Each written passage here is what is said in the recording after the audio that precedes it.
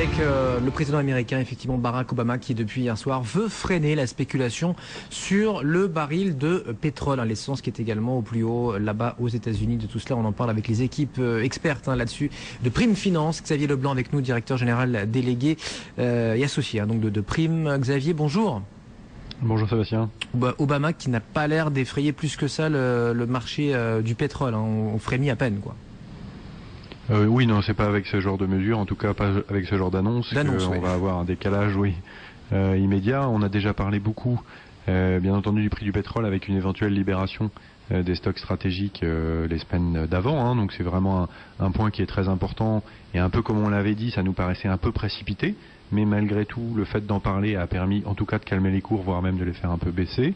Alors aujourd'hui, on cherchait d'autres types d'annonces. Je pense que c'est quand même très politique. Il faut voir que le prix du gallon d'essence aux États-Unis a approché les $4. C'est vraiment un seuil psychologique.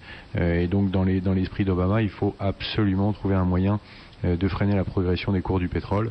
Et on va dire toutes les idées aujourd'hui sont bonnes.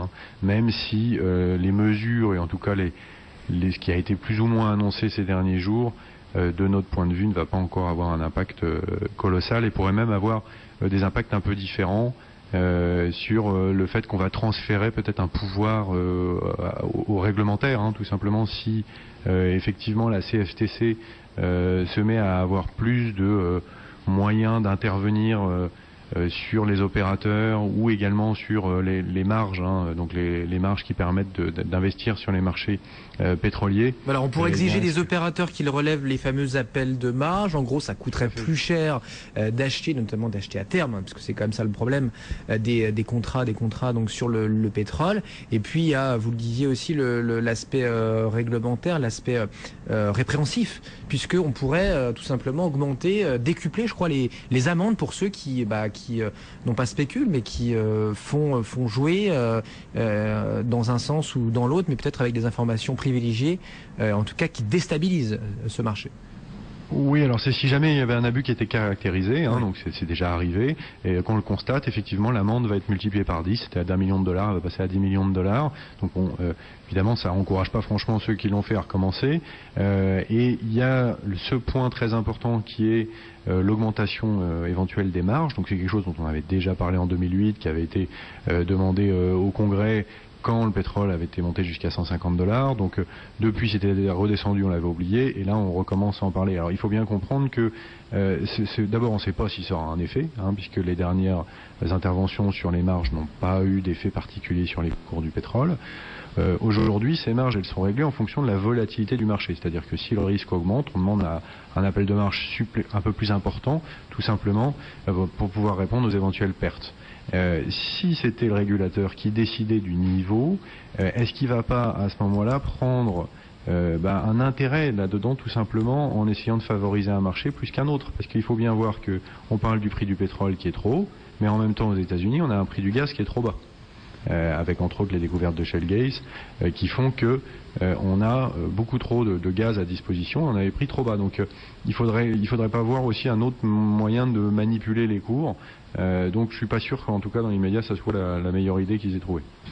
Justement, les manipulations, c'est quelque chose de fréquent là où ça reste très, très isolé selon vous?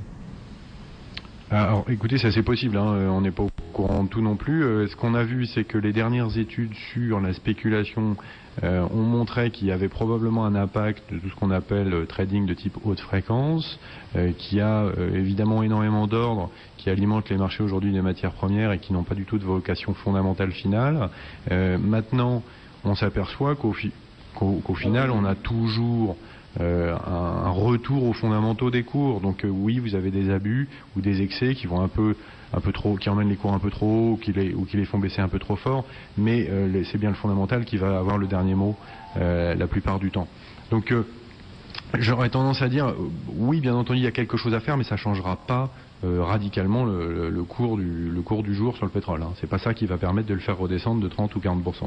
Xavier, on suit chaque semaine avec vous l'actualité autour de l'or avec un cours autour de $1 640 l'once. C'est vrai qu'on reste un peu scotché là sur les cours de l'or. Oui, tout à fait. Alors C'est d'ailleurs assez étonnant parce qu'on a beaucoup de nouvelles et beaucoup d'observateurs qui nous reviennent sur la situation en Inde et en Chine. On le rappelle que ce sont vraiment les deux grosses zones qui ont une très forte demande d'or depuis quelques années. Et on a une véritable absence d'or physique aujourd'hui dans ces deux pays, c'est-à-dire qu'il y a une vraie demande à laquelle on n'arrive pas à répondre. Alors on sait qu'en Inde c'est essentiellement pour des raisons on va dire fiscales, puisque maintenant vous avez des nouvelles taxes en fait qui limitent les importations d'or. En Chine c'est un petit peu différent parce que la Chine est un gros producteur d'or, donc ils en importent un peu moins, mais on a un retour très important du terrain qui nous dit voilà on a un problème tout simplement de livraison physique, on manque d'or et on est assez surpris justement que cet effet en tout cas ne se retrouve pas dans les cours et qu'on voit pas une appréciation des cours plus importante du fait de cette situation et on pense que ça pourrait d'ailleurs revenir très vite. Oui, vous êtes traditionnellement optimiste sur l'or. Positif, écoutez, oui, ça va presque faire 7 ans, je crois, qu'on est optimiste sur les cours de l'or. Et on vous l'a dit, la raison principale qui nous mettrait qui nous ferait changer d'avis, ça serait une appréciation des taux, aussi bien américains qu'européens. On n'y est pas.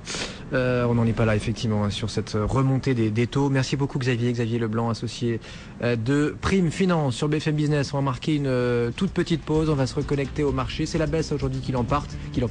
Normal aussi, après une belle hausse, comme on avait connu hier, de pratiquement 3%. On va dire qu'on marque une pause. On va dire comme cela. On va rester optimiste. À Wall Street, on marque aussi une pause. On sera d'ailleurs dans 5-6 minutes avec